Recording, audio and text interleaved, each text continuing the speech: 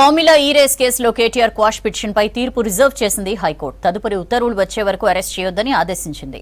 ఈ రేసులో డబ్బుల ద్వారా కేటీఆర్ లబ్ధి పొందలేదని కోర్టుకు తెలిపారు అడ్వకేట్ సిద్ధార్థ దవే. అనుమతి లేకుండా ఎఫ్ఈఓకి 55 కోట్లు ట్రాన్స్ఫర్ చేశారని వాదనలు వినిపించారు అడ్వకేట్ జనరల్. నగదు బదిలీ చేయడంతో హెచ్ఎండీఏకు 8 కోట్ల భారం పడిందన్నారు. ఇరువురి వాదనలు విన్న కోర్టు కేటీఆర్ అరెస్టుపై మధ్యంతర ఉత్తర్వుల గడువు పొడిగించింది.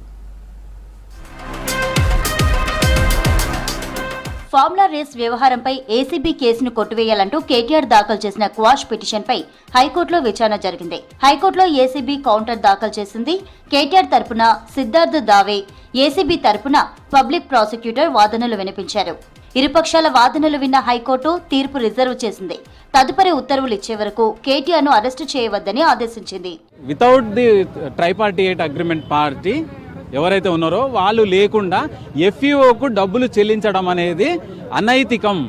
క్లియర్గా it amounts to offence under sections corruption of anti corruption act. స్పష్టంగా 13, 409 అన్నీ కూడా ఖచ్చితంగా అప్లికబుల్ అవుతాయని చెప్పి రాష్ట్ర ప్రభుత్వం తరఫున వాదనలు వినిపించిన అడ్వకేట్ జనరల్ గారు చెప్పడం జరిగింది.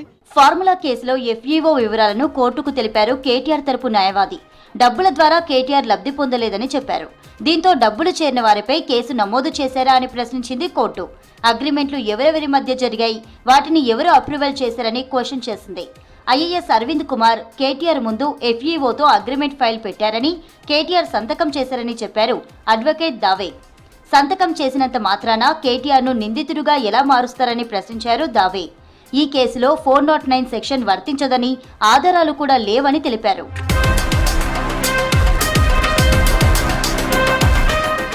ఎఫ్ఈఓతో కేటీఆర్ అగ్రిమెంట్ చేసుకున్నారని, దాని ద్వారా ఎలా లాభాలు వస్తాయో చెప్పలేదని ప్రభుత్వం తరపున కోర్టుకు వాదనలు వినిపించారు అడ్వకేట్ జనరల్. ఎలాంటి అనుమతులు లేకుండా ఎఫ్ఈఓకి 55 కోట్లు ట్రాన్స్ఫర్ చేసినట్లుగా చెప్పారు. ఈ కేసులో ఏసీబీ దర్యాప్తు ఎంతవరకు వచ్చింది, ఎలాంటి ఆధారాలు సేకరించారని, ఎంతమంది స్టేట్మెంట్ రికార్డ్ చేశారని ప్రశ్నించింది కోర్టు. ఇప్పటి వరకు ఫిర్యాదుదారుడు దానకిషోర్ స్టేట్మెంట్ రికార్డ్ చేశామన్నారు ప్రభుత్వ తరపు అడ్వకేట్.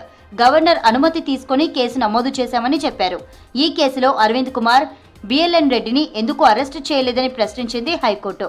కేసు విచారణ కొనసాగుతుందని, త్వరలోనే చర్యలుంటాయని చెప్పారు ఏజీ.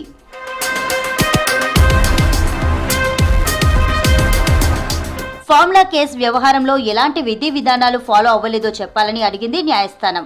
దీనికి సమాధానంగా ఆర్థిక శాఖ, కేబినెట్ అనుమతులు పొందకుండానే ఎఫ్ఈఓ సంస్థకు 55 కోట్లు బదిలీ చేశారని కోర్టుకు తెలిపారు ప్రభుత్వం తరపు లాయర్.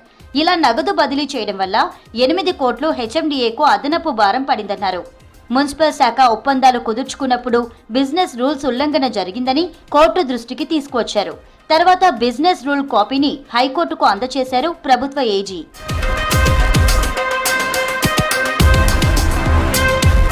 ఫిర్యాదుదారుడు దానకిషోర్ తరపున సీనియర్ లాయర్ మోహన్ రెడ్డి వాదనలు వినిపించారు. హెచ్ఎండీఏ రూల్స్ ప్రకారం 10 కోట్లకు మించిన ఒప్పందాల్లో ఖచ్చితంగా ప్రభుత్వ అనుమతి తీసుకోవాలని చెప్పారు. ఆ తర్వాత కేటీఆర్ తరపున అడ్వకేట్ సిద్ధార్థ్ దావే మరోసారి వాదనలు వినిపించారు. ఇరువురి వాదనలు విన్న న్యాయస్థానం తీర్పు రిజర్వ్ చేసి కేటీఆర్ అరెస్టుపై మధ్యంతర ఉత్తర్వుల గడువు పొడిగించింది.